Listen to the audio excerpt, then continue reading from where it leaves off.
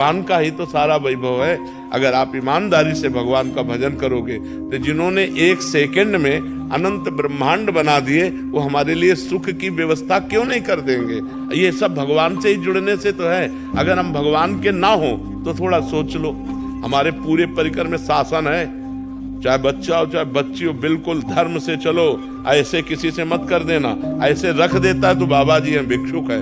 अगर ऐसे नहीं करना, जो भगवान दे दे उसी से चलना है। तो भगवान के सहारे रहने से, भगवान का नाम जप करने से इस लोक में भी माला माल हो जाओगे, इस लोक में भी, परलोक में तो हो ही जाओगे, इस लोक में भी। पर पहले हम ये आपको समझना होगा कि जैसे आपके पाप हैं 500 ग्राम और आपका भजन है 25 ग्राम, तो आपका लोड कितना है पाप का, अभी काम नहीं बनेगा।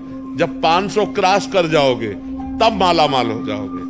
जब आपका भजन 500 क्रॉस करके 600 में पहुंचेगा तब सब सिद्धियां रुपया पैसा सब मारा घूमेगा, क्योंकि भगवान सबके स्वामी है और आपने भगवान का भजन किया तो सब कुछ प्राप्त होगा।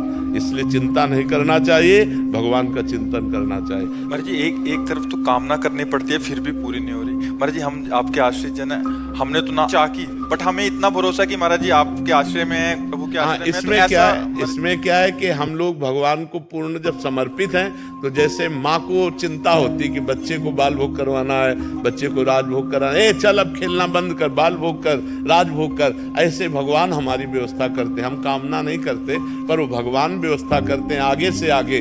हाँ करो सदा तिनके रखवारी, जिम बालक राखे महतारी। आगे से आगे भगवान व्यवस्था करते हैं। बिल्कुल निश्चिंत हो जाओ, बिल्कुल निर्भय हो जाओ। भगवान तुम्हें बहुत प्यार करते हैं, पर भगवान का भजन करो। तब भजन नहीं करोगे तो समझ नहीं पाओगे, भगवान के प्यार को नहीं समझ। भगवान के बिना शांति नहीं है। देखो जैसे लोग पशुओं को भूंज भूंज के खाते हैं, हम कहते हैं दया करो इन जीवों पर, तुम ऐसा पाप कर रहे हो, तुम्हें भूंज देगा काल।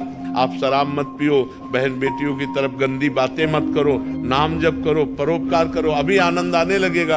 अब लोग पाप कर्म करते हैं और चाहते सुख है तो कैसे मिल पाएगा। गंदे आचरण करोगे, पाप कर्म करोगे तो सुख कैसे मिल पाएगा। उर्मिला जी अहमदाबाद से। राधे राधे महाराज जी। महाराज जी हमें भगवान से सांसारिक सुख मांगने की प्रार्थना करनी चाहिए? जरूर। हम संसार में हैं, अगर हमारे अंदर कोई आकांक्षा है तो अन्य से ना कहकर भगवान से कहना चाहिए।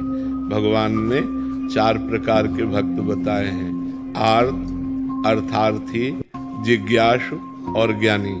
आर्त संकट निवृत्ति के लिए केवल भगवान का आश्रय, अर्थार्थी धन प्राप्ति के लिए केवल भगवान का आश्रय, जिज्ञासु अपने आप को भगवान के चरणों में समर्पित करने के लिए जो ज्ञान चाहिए, हमारी हर जिज्ञासा की पूर्ति जगत गुरु भगवान से, और ज्ञानी जो भगवान में अभेद हो चुका है, जो भगवत स्वरूप हो चुका है, ब्रह्मविद ब्रह्मवि भवति।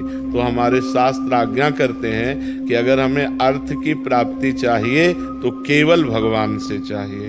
हम भगवान के ही आश्रित रहें, किसी व्यक्ति के आश्रित न रहें, और प्रयत्न करें, प्रयास करें, खूब नाम जप करें, भगवत स्तोत्रों का गायन करें, भगवत आराधना करें, और भगवान से धन चाहें तो प्राप्त हो जाएगा। पर ध्यान रहे, जब तक पाप रहेगा तब तक नहीं प्राप्त होगा। जब आपका पाप क्षय पहले करेगा नाम जप, तब आपको प्राप्ति होगी। केवल कामना करने से धन की प्राप्ति नहीं होगी। देखो पद की प्राप्ति ध्रुव जी के मन में आई तो जाकर तपस्या की मधुवन में, मथुरा में आकर तब प्राप्त हुआ। ऐसे कुछ नहीं प्राप्त हो जाता। आपके पास तप हो, आपके पास भजन हो, आपके पास साधना हो, तब आपकी कामना पूर्ण होगी। आप व्रत, नियम, संयम, तपस्या, भजन इनको स्वीकार करें।